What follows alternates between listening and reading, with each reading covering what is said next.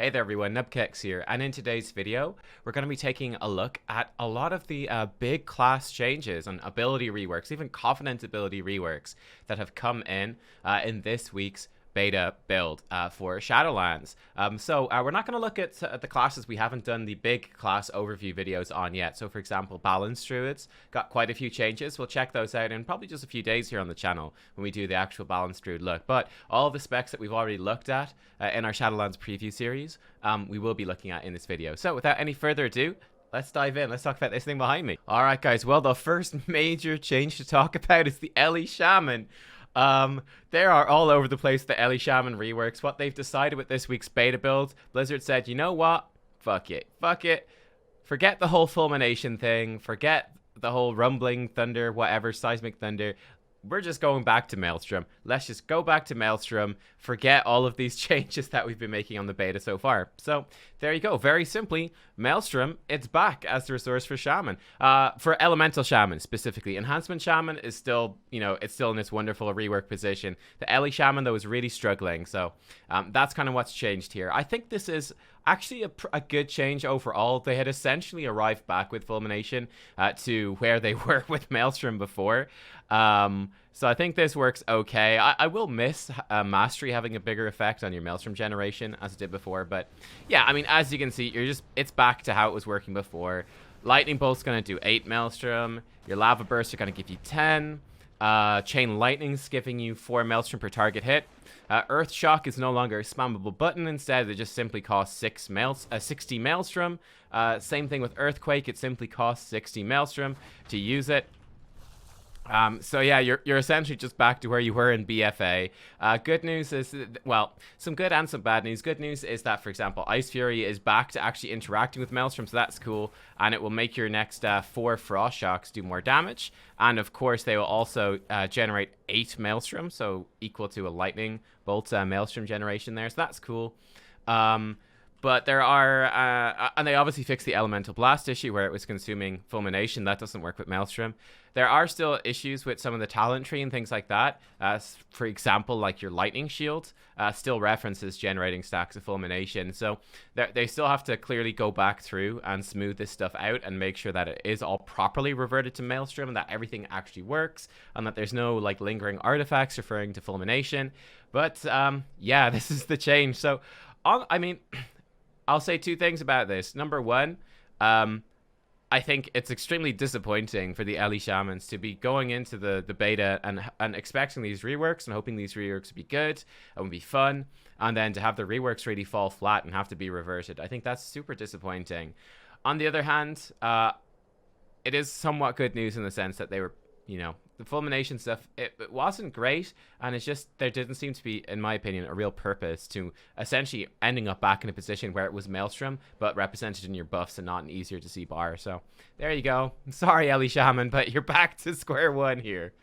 All of the priest specs have seen updates as well in this beta build, and very good updates actually for them. First up, the Shadow Priest has a new mastery. This new mastery is called Shadow Weaving. Your damage will be increased with this much mastery, like 200. So very, very low stats of mastery. Damage increased by 6.9. Nice % for each Shadow Word, Pain, Vampiric Touch, and Devouring Plague on the target. So essentially you can get 3 stacks of this for a total of around about 21% increased damage when I've got my 3 dots on a target. So there you go. And during Void Form, which is of course now your big 1.5 minute cooldown that lasts for 15 seconds, you get all of those benefits on all targets. So that's going to make, for example, your Mind Seer and your Searing Nightmare, those things are going to feel really good in AoE, and Void Form's really going to up your AoE damage, even if you're not going to be putting Vamp Touch or Devouring Plague on all the different targets. So yeah, that's the only sort of major gameplay thing I think. It's just going to reward you for multi-dotting, which you kind of want to do anyway. I think it's fine. So that is the Shadow Priest. Holy Priest saw a very, very welcome change, actually. A small little buff to their talent tree, which is on the level 50 row, and it's Apotheosis. Finally gotten some love, which is wonderful. So this now has the additional effect of resetting the cooldowns of your holy words. on top of entering your holy form and getting more holy word cooldown reduction, reducing their cost. So this is fantastic, so much fun. Obviously your holy words are your big standout heals as a holy priest, and you're working to get that cooldown reduction. This just gives the apotheosis cooldown a bit more oomph. And it makes it definitely feel pretty good. So again, to show you, for example, here we go. I'll throw out my holy words. There we are. Let's go apotheosis, which looks incredible. And you can see those holy words have come right on back. And then I can go back to, I don't know, like spamming my flash shields to get my holy word serenity back, which is very cool. So this is going to feel, I think, very rewarding. It's certainly going to help the Holy Priest in Mythic Plus. You know, you're probably taking this in Mythic Plus, this talent, and it could feel pretty bad. Like, it's supposed to be your big cooldown to help in Mythic Plus healing and emergencies, and it could be very slow. Like, you know, if your Holy Words were on a long cooldown, pressing this button would start you getting more cooldown reduction, but it really wouldn't help you all that much. So, wonderful change.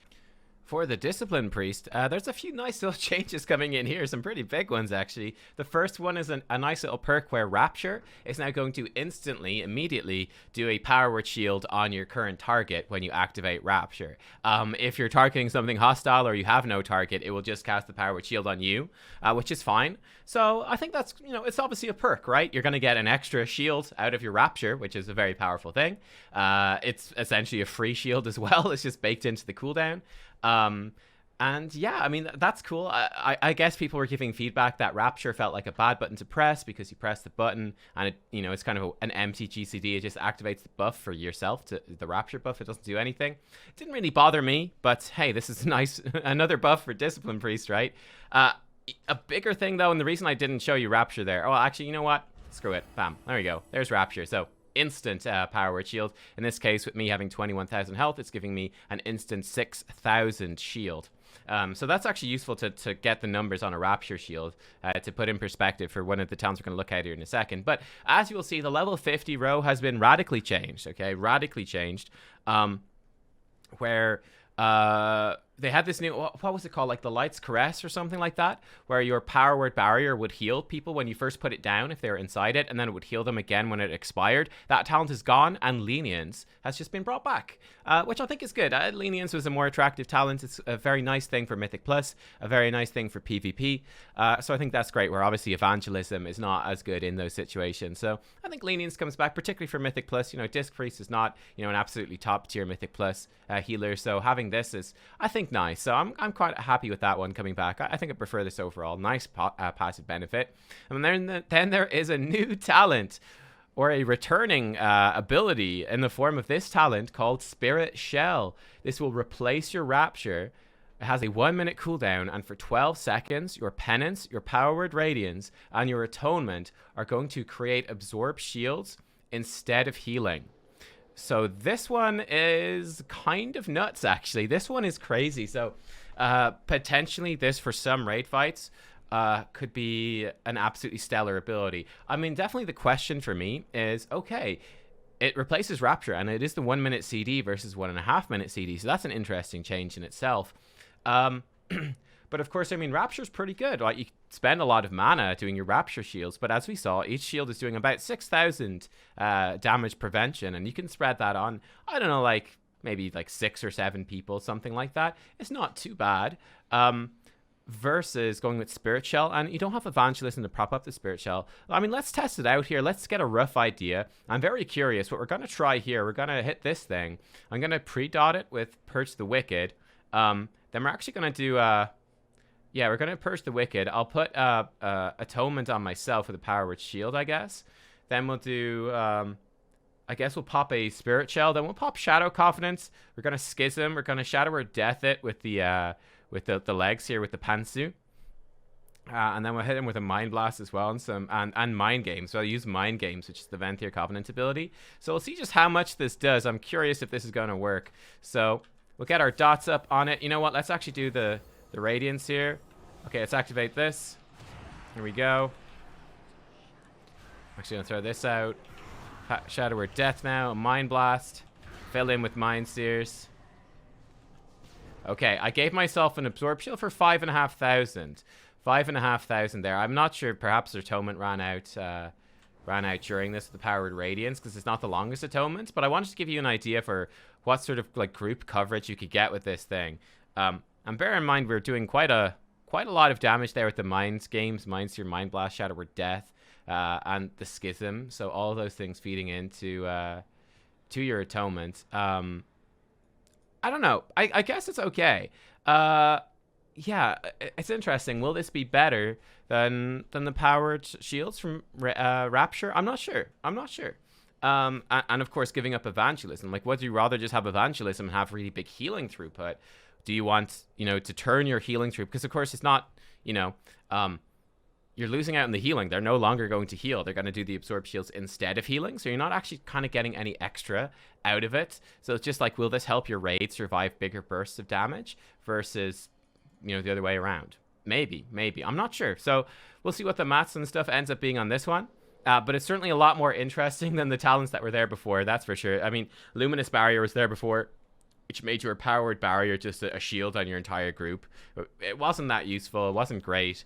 It looked kind of cool visually, but yeah, I think I prefer Spirit Shell as a design thing.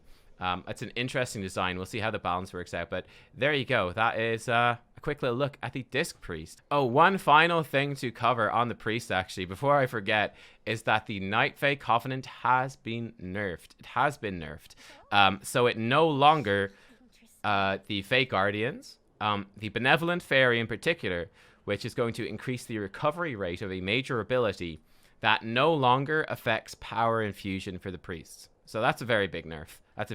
So, for example, if I do my Mindbender, do a power infusion, and I put my Fae Guardians, you're going to see it is going to tick down that Mindbender extra fast. So Mindbender cooldown is going to go down faster, or Shadow Fiend without the talent.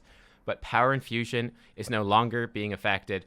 So this is a very big nerf, obviously, to this Covenant ability. Mindbender is fine, but I mean, it's no power infusion, let's put it that way. Power infusion is a much bigger cooldown, so losing that definitely sucks.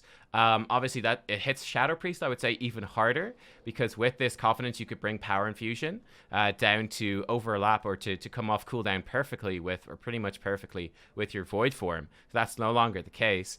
And yeah, for Holy Priest, obviously losing power infusion, cooldown reduction also sucks.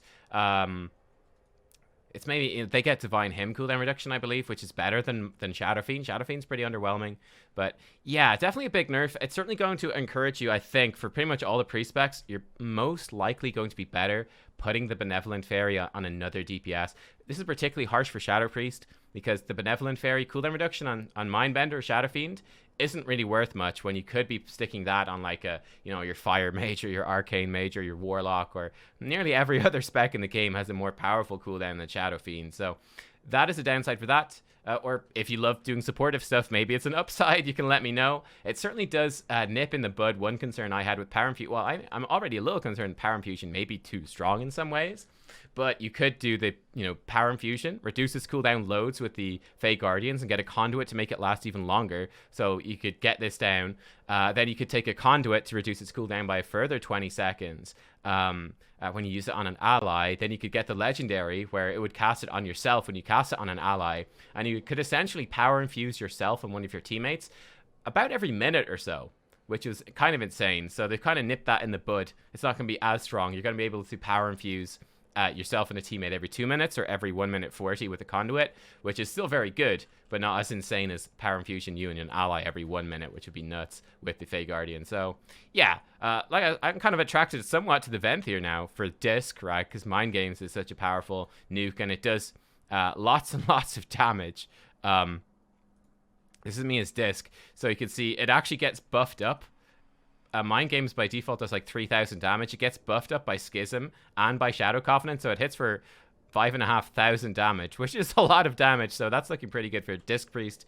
And yeah, who knows for the other pre-specs, but yeah, some changes there. For the Retribution Paladin then, sticking with the holy theme, they've seen quite a few tweaks to their talent tree. A few nice little perks here. So number one, Execution Sentence has been redesigned and gone back to an earlier design from previous expansions. So this now costs 3 holy power with a 1 minute cooldown. A hammer falls slowly from the sky upon the target. After 8 seconds, they'll take 2,200, about 2,300 holy damage, plus 20% of damage taken from your abilities in that time. So really going back to that old design for the Execution Sentence. Actually, let me just generate holy power. Bonk, bonk. There she goes. The execution sentence falling. So really encouraging you to blast as much damage in that window as you can for massive like single target nuke. I mean, right there I didn't do much damage at all. I didn't pop my CDs, but it did like 3,000. So yeah, you get the idea. I think that's pretty cool, and that's definitely fun. I'd say that's definitely looking like the most fun by far single target talent in that tier. So looking great. On level 45, Healing Hands has been buffed. So this used to be, it would just, if you healed someone, I think below 30% max health, it would reduce the cooldown of Lay on Hands by this a flat amount. And you could actually get Lay on Hands with Unbreakable Spirit down to, I think, a 7-minute cooldown, which was epic. What they've done, though, is they've made this more forgiving, which is wonderful. So now the cooldown of Lay on Hands is reduced by up to 60% based on the target's missing health. So yeah, even if, you know, you're trying to snipe out someone on as low health as possible, and then just before you get that Lay on Hands press in, they chug a health pot and their health jumps up, and then bam, the Lay on Hands hits, and you're going, oh man, no healing reduction for me now because your health went up and I wasn't quite expecting it. That's no longer a problem. It's going to be proportionate based on their missing health, so you're going to get some guaranteed cooldown reduction, and if you use this well, you're going to get even more, which is fantastic. And on top of that, it's also going to increase Word of Glory's healing up to 30% based on the target's missing health as well. So for me, again, Healing Hands now stands out, I would say, as my favorite talent by far. It was already my favorite one, but now my favorite talent by far in the level 45 row. Level 50 then also saw a change, so you got Sanctified Wrath still. You know, the slightly reworked version here, combining Light's Decree. You've got Crusade still, which is cool. But now we have a new talent called Final Reckoning. Final Reckoning is here, which is replacing Inquisition, actually. So Inquisition was a bit boring. It was just, you know, your main... It was kind of like Slice and Dice for Holy Paladin, or for Red Paladins. It was a Holy Power Spender that gave you a buff for something like 45-50 seconds at 3 Holy Power. That gave you just 7% haste. It was fine, but yeah, it was kind of dull. Final Reckoning is here. 1 minute cooldown, 30-yard range. Call down a blast of heavenly energy, doing about 2,000 holy damage to all targets in the target area and causing them to take 50% increased damage from your Holy Power abilities for 8 seconds. And then on top of that, when this is off cooldown, your attacks have a high chance to call down a bolt that will do about 400 holy damage and make the target take 10% increased damage from your next Holy Power ability. This is pretty interesting. I mean, the passive effect is kind of intriguing. That's a little bit weird. So, like, when you're not using this, it's going to just passively give you some buffs. So you can really save your Final Reckoning for the perfect moment. This obviously has incredible synergy with the Execution Sentence. So, pretty awesome. Let me show you the visual for this. So the visual for it, I mean, let's say for hypothetically, let's do a hypothetical bad damage rotation, not worrying about it too much. We're going to generate our stuff. We're going to pop our wings. We're going to pop Execution Sentence. Here it goes. Here's the Reckoning. Oh, that looks epic. That looks really good. Going to Hammer of Wrath. I did the wrong button because I forgot to change my keybinds. But there you go. We just did a nice big chunk of damage right there. In this case, the Execution Sentence actually did 8,000 damage right there. The Final Reckoning itself hit hard, looked awesome.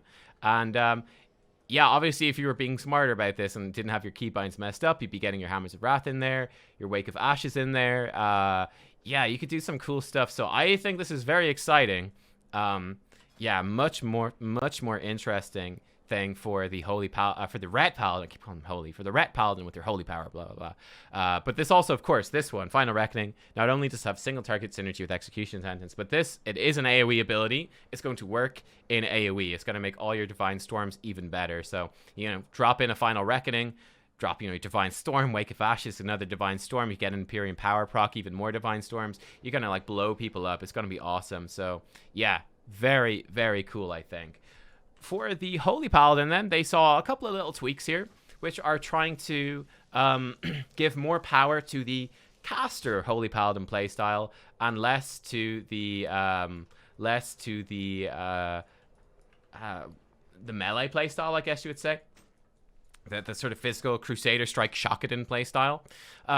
So this is all focusing on the level 15 talent row, right? Where you have Crusader Smite, where Crusader Strike is going to reduce the cooldown of Holy Shock. So obviously you see the benefit of, you know, more Holy Shocks. It's going to be more Holy Power generation now, and it's going to fuel more Glimmer of Light healing and blah, blah, blah.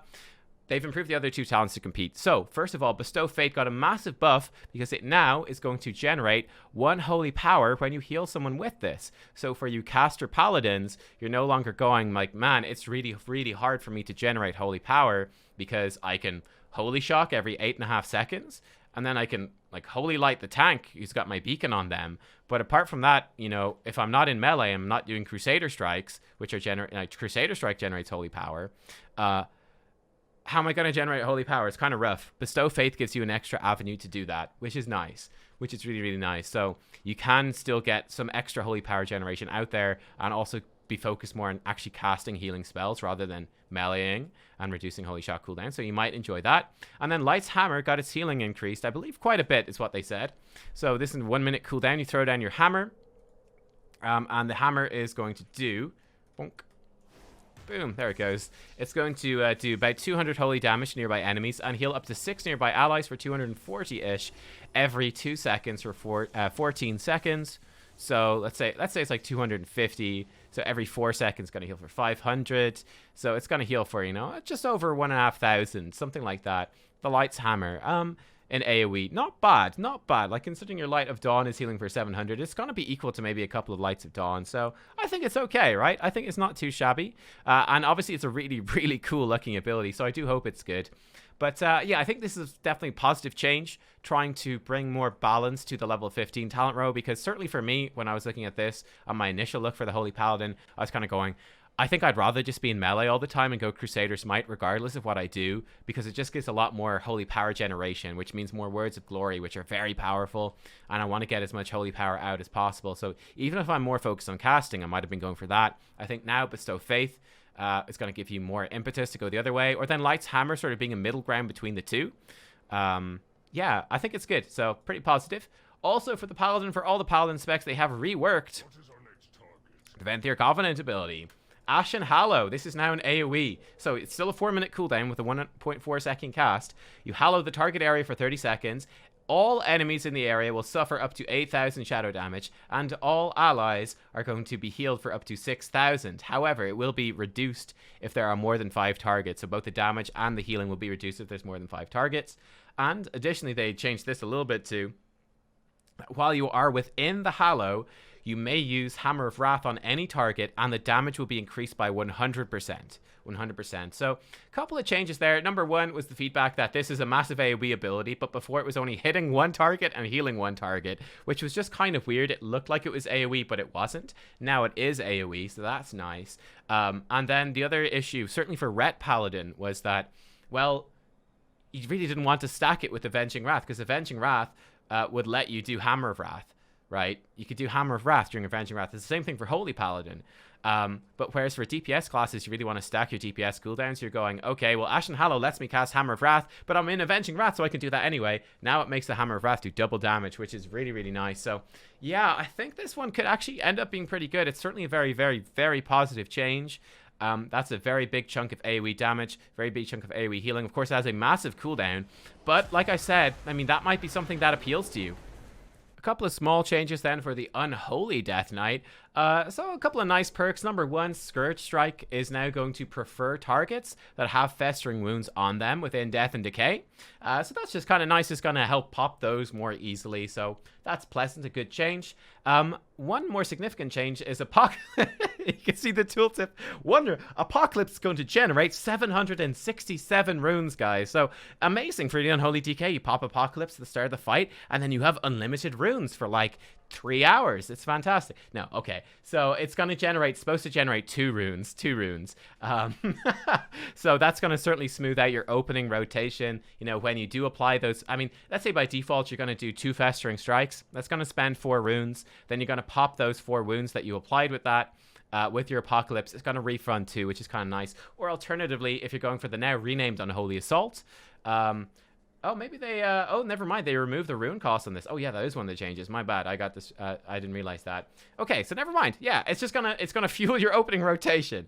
And it's gonna help you, you know, drop in like Army of the Dead and Unholy Blight if you want that and that sort of stuff. You know, drop in your Outbreak if you don't have Unholy Blight, and it's gonna refund those and just really speed up that opener. So that's a positive thing. You get that at level 58 where it gives you 2 runes. Let's go to this one next, though. Another rename. I didn't realize that they removed the rune cost. I thought it was just the rename. But yeah, they've renamed Unholy Strike. This is formerly Unholy Frenzy. Then it was Unholy Strike. Now it is Unholy Assault. So this one no longer has a rune cost. You're going to strike your target to 1,331 shadow damage, and you're going to put 4 festering wounds on the target. Also, the haste bonus is now 20% for 12 seconds, so that I think got slightly buffed as well. I think it was 15% before, now it's 20%. But yeah, so obviously a very nice combo there. Like, you go in, you can pop your Army of the Dead, pop Unholy Blight, which I'll come to in a second, or Outbreak, probably drop down your Death's Due. Then you can do your Unholy Assault, which has no rune cost, puts on 4 Festering Wounds. You pop them with Apocalypse, you get your runes back, and then you just start blasting with your Festering Strike, your Scourge Strike. Obviously do your Dark Transformation and Summon Gargoyle, and all of the cooldowns are Unholy on top of that as well. But yeah, that's nice. And Unholy Blight now also got another buff, so this one is looking really good, I think, where not only is it going to... do the Unholy Blight Disease, which of course stacks up to 4 times and does loads of damage. But it's also going to affect, it's going to spread Virulent Plague, which I think is good. I do see here, which I didn't see in the notes that I have, but it looks like they did nerf the minion damage, which is probably good. But it was giving your minions 5% increased damage per stack. So that was formerly 20% more damage from your minions to targets with Unholy Blight. Looks like that has been nerfed down to 3%, so only 12% bonus. I think that actually sounds reasonable to me, because it was a little bit too strong, I would say. But certainly it now applying Virulent Plague essentially means in your opener, you don't need to do Outbreak. So I can go in for my opener. I could do something like drop Death and Decay and then go straight... go into my cooldowns then, and Unholy Blight sort of slots in a bit more naturally. You're not doing an Outbreak and an Unholy Blight, so yeah, even more even more work trying to respond to feedback and try to smooth out that rotation. Oh, and then one final thing is Soul Reaper got buffed. Soul Reaper got buffed, so it now has a 6-second cooldown, which is down from an 8-second cooldown. So you're going to be executing people more often, so upping your execute damage even more, and that is the Unholy Decay. For the warriors, we have a number of substantial reworks to nearly all of your Covenant abilities, which is pretty awesome. The Venthyr is still the same. Condemn is still amazing. Condemn is still amazing. The Spear of Bastion has been tweaked, though. This now does a lot less damage than it did before. So they have nerfed the damage by about 45%, is what they've said. And it's also going to do reduced damage beyond 5 targets. So this one, I would say, is definitely disappointing. Really lowering the damage potential of the Spear of Bastion. It still has the tether effect. It still generates rage. It still is good damage, and it's good rage. And it's still going to be good in AoE, just not as good as before. So it's still solid, but definitely disappointing to see that nerf come in. I'm a little bit sad about that. One that got just straight up buff, though, is the Ancient Aftershock. In fact, let me show you the abilities. Ancient Aftershock. Here we go. So let's do this. Hadouken.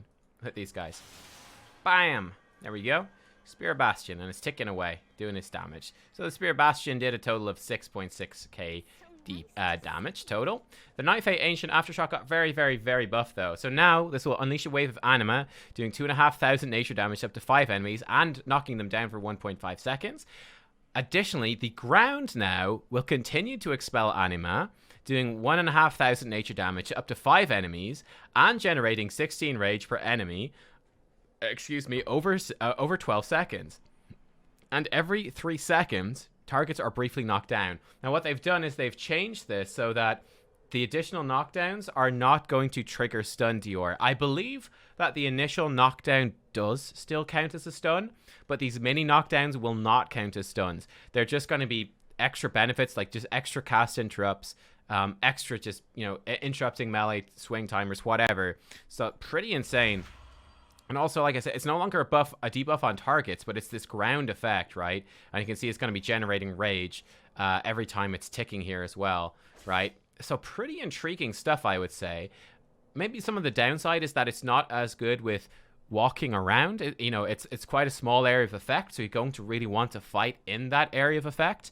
But I think the benefits are certainly pretty substantial. So it's going to do a whole lot of damage. That's going to do 4,000 damage total. you know, to something I hit, and that's going to stay in that. It will do that damage up to 5 enemies. And obviously, you know, the rage generation is going to be very high and multiple enemies. And all of that bonus CC is definitely going to help you a lot with tanking. It's going to help a lot in Mythic Plus to control people, or in PvP if you can keep people in that area, if you can stop them moving out. Continuously knocking down a healer every 3 seconds is going to be pretty insane. So yeah, I think this one is a pretty big beneficiary of this buff. Yeah, it's an interesting comparison to Spear of Bastion, right? It's an interesting comparison. So there you go. That is that one. And then finally, let's fox it over here. The Necrolord banner then for the Necrolords has been radically reworked. So this is looking insanely cool now. So the new Conqueror's banner, the way this works is a 3-minute cooldown now. You plant the Conqueror's banner in the ground, granting 20% max health and 10% critical strike chance to you and 2 allies within 15 yards of the banner for 20 seconds. And now apparently this will also prioritize the people that are closest to the banner, so you can kind of pinpoint a bit more easily who this buff is actually going to go on to. And of course, is going to make it just be tuned better for, let's say, arenas in particular, because arenas are now 3v3. So whereas before this was a 5-person buff, you know, that's not going to be as good in arena because you don't have 5 people. Well, this affects 3, so this can give the full benefit to your whole team in arena, which is kind of insane. Additionally as well, while the banner is active, you can spend every 20 rage that you spend, and every enemy that you kill will give you glory. And glory will increase your critical strike damage by up 1% per stack, up to 30% for 30 seconds. So that's an additional buff, which I believe is just for the, I believe that's just for the warrior themselves. So just, you know, buffing up the warrior, which is cool. One thing I can't show you, I think you have to actually join the Necrolords to show this, but you can also just wear the banner on your back, right, which is awesome. So when you want to be mobile, you can very simply just carry that banner on your back for the 20 seconds. You don't have to put it on the ground, and I expect that is probably what you're going to do. Like maybe in some fights, like you might, for example, throw the banner over on like your range, like you have 3 fire mages over there. Boom, here, take my Conqueror's banner. You go to town, guys, have fun.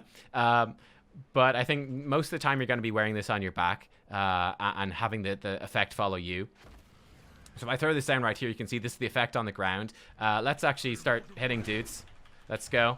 Let's see how much rage we can spend as a prot warrior. One thing to note is that the rage spend is not as... what's the word I'm looking for? It's not as good for the other... for Fury Warrior. There we go. So we got about 4 stacks there. So 4% crit strike damage in this terrible gear, and with me probably not playing super optimally. So let me see. It's okay. You have to spend 30 rage for Fury. 30 rage for Fury is going to give you a stack of this. 20 rage for arms. 20 rage for prot. I would certainly say this looks extremely good for Fury Warrior, which generates rage significantly faster than the other specs. So tell you what, let's charge in. Let's pop this out. Let's go into our roar thing here. There we go. We're just going to start blasting as much as we can.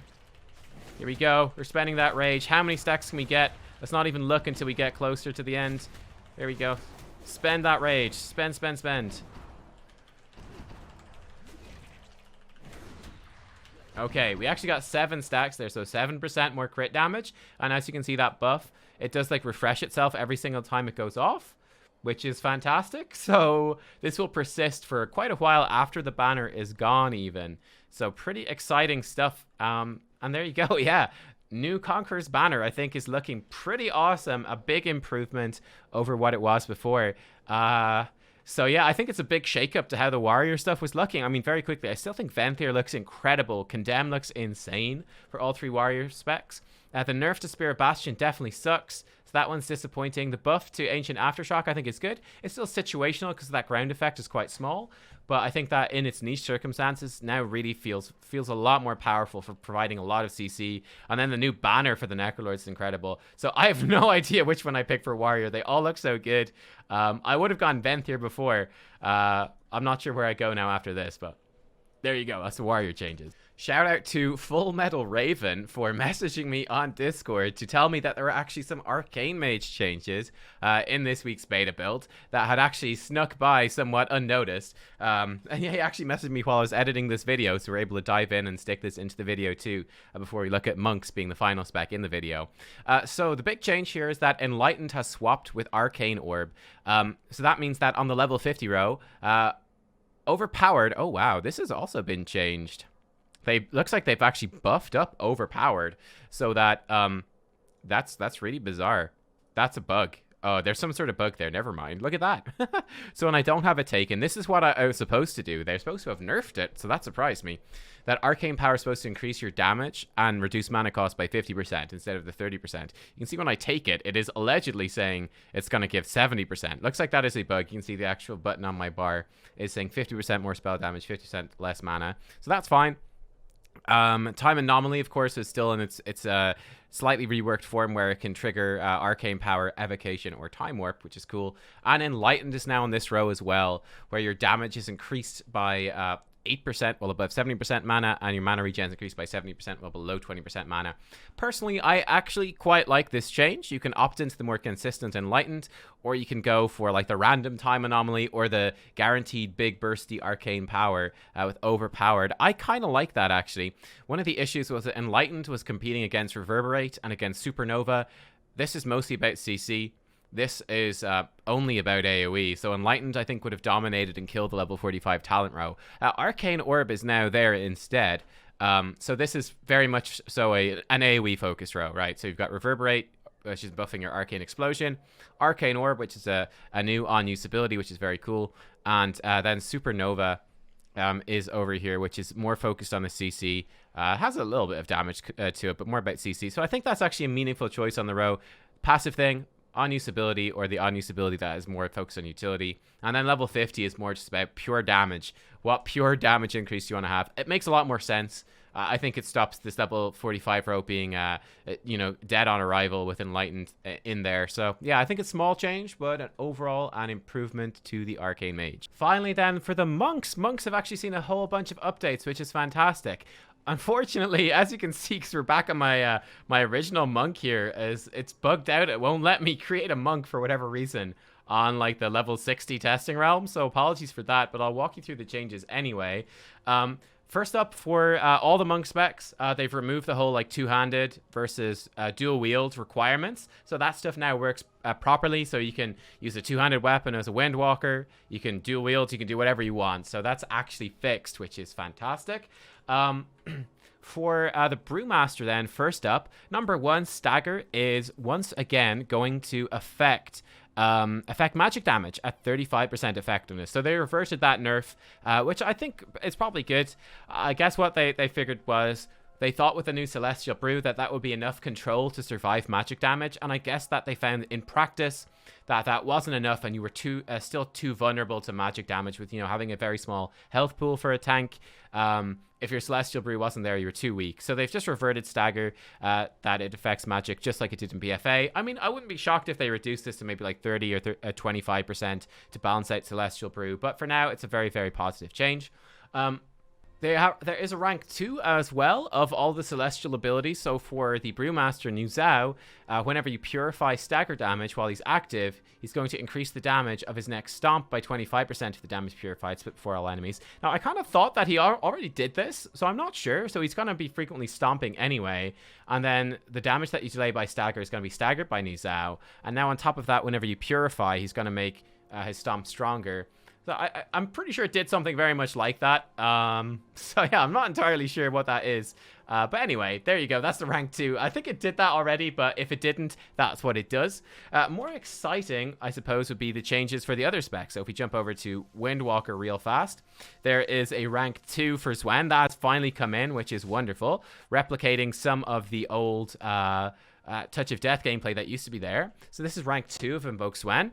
Zwen will strike your enemies with Empowered Tiger Lightning every 4 seconds, doing 10% of the damage you've dealt to those targets in the last 4 seconds. So that brings up some of that like damage store effect that you had with the old Touch of Death in BFA. Obviously, the benefit of this is that it's going to be triggering more often. It's not as much damage store, right? So it's weaker in that sense, but it's going to be triggering much more often every 4 seconds. Zwen himself obviously lasts for 24 seconds, so this is going to have a much better uptime.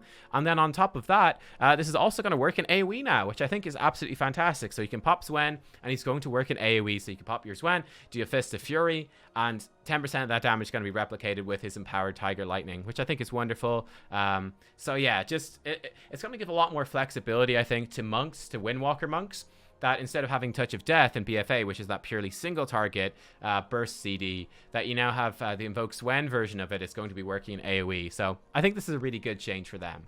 And finally then for the Mist Weavers, a few changes to these guys as well that are centered around their Invoke abilities. In fact, let me switch back so you can see the Invoke over here. Number one, Invoke Yu'lon, the Jade Serpent, is no longer going to zip around like a maniac. So Yu'lon's going to sit there and she's going to channel Soothing Mist, basically, which I think is really, really nice. So Yu'lon is no longer zipping around like a lunatic. Much more sensible effect there. So that has been updated, which is great. She's going to hang around for 25 seconds. She's going to heal injured allies with Soothing Breath. Healing up to 122 allies for 488 over 3.6. Incredible. So you can heal all of Stormwind. No. So I think this is supposed to heal, how much is it? It's supposed to be 4 nearby the target and 4 additional allies. So that's fine. So yeah, it's just going to be like AoE healing essentially. So a little bit weird there, but there you go. So that's good. There is a rank 2 to this, actually, a rank 2, which you're going to get at level 58, where while they are active, let's say Yu'lon in particular, is going to cast an Enveloping Breath whenever you cast Enveloping Mist, which is going to heal for 133 over 6 seconds and increase the healing they receive from you by 10%. So in other words, while Yu'lon is active, every Enveloping Mist that I do, she's going to do like a mini Enveloping Mist on her target as well, which I think is really nice. So that gives it kind of more gameplay. Instead of being this purely passive thing that you're going to pop and she's just going to sit there and heal people, you don't need to worry about it. Now you can kind of pop this in more of an emergency healing situation, and you go, okay, I'm going to spend more Enveloping Mist here because it's emergency healing, and every time I do an Enveloping Mist, Yu'lon is going to go in there and she's going to do more for it. This ties in even more especially with Invoke Chi-Ji, the Red Crane. This is now reworked. So it's a 2-minute cooldown. You're going to invoke Chi-Ji, the Red Crane. He's going to come. He's going to make you immune to movement impairing effects for 25 seconds. And he's going to hang out with you and fight with you, I believe now. We're going to test him out in a second here. He's going to kick up Gusts of Mist with your physical abilities, healing up to 3 allies for your mastery. So this is going to work with your mastery, which is really intriguing, right? So my Gust of Mist right now is doing this. He actually gets a benefit to it. His one is stronger, as you can see. Let me see. I think it's supposed to be just 200% of a normal mastery heal. Yeah, it seems like the number's slightly off, so I don't know about that. It might be slightly different. But yeah, he's going to scale off your mastery whenever you do a physical attack. He's going to heal your allies with a super-powered mastery heal. And whenever you do a physical ability, he's going to reduce the next cast time and cost of your next Enveloping Mist by 1/3, stacking up to 3 times.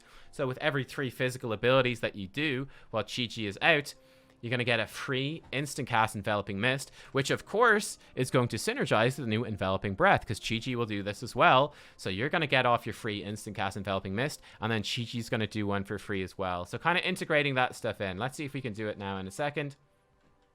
So he should fight with us.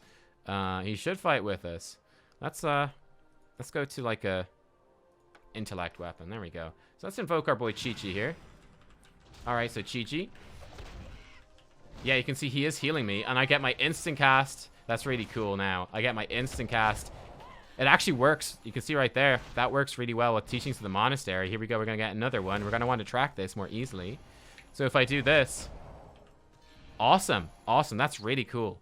That is really, really cool. So your Teachings of the Monastery, because your Blackout kick can hit up to 3 additional times, that's going to fully charge the Chi-Ji effect there and get out those instant Enveloping Mists. So this is going to have wonderful synergy, of course, with Renewing Mist, where Rising Sun Kick is going to increase the duration of your Enveloping Mist, and it's going to heal people with Enveloping Mist on them as well. So just really, really good. Really, really good. You can see Chi-Ji does damage now, by the way. You can see that he does damage. So yeah, it's going to mean that you're going to be getting loads of these Enveloping Mists out, and then every Rising Sun Kick's going to extend the duration, and it's going to heal people with that on. So I think that really works well. There's a lot more synergy there in terms of the healing and what's going on, which is wonderful. And then with the Enveloping Breath, every Enveloping Mist is going to make Chi-Ji heal for more. One downside, for sure, is that this no longer increases your physical damage done, which was one of the big appeals for the Mist Weaver, was that you could do these big pulls in Mythic Plus And you could just go in there and you could pop, you know, your Way of the Red Crane, and you'd be doing way more damage, and you just spin to win with spinning crane kick on top of those mobs. You do tons of physical damage and heal people based off of that. So that's no longer the case. It doesn't matter how much physical damage you do. It just matters that you're using a physical ability to trigger the Chi heals. So yeah, we'll see what the tuning ends up being. I wonder if Wave the Crane's actually been removed. So I don't know if they'll bring that back as a PvP talent thing, as a damage cooldown or not. But yeah, that is the new Chi, the new Yu'lon. So I'm pretty positive. I think that these are good changes for the monk specs overall. The Mistweaver one is definitely the biggest change. There's no question that Invoke Yu'lon is a much better cooldown now. This flows much better. It's way more interesting. So I'm very happy with that. Invoke Chi then, the big rework to this one, I actually think is probably pretty good too. It's going to make it a much more interactive healing cooldown. There's a lot more gameplay to it in terms of healing, but it is a big nerf to your damage capability. So there you go. That is the monk. And with that, they are all the major changes I want to look at in this video from this week's beta build. So I hope that you enjoyed.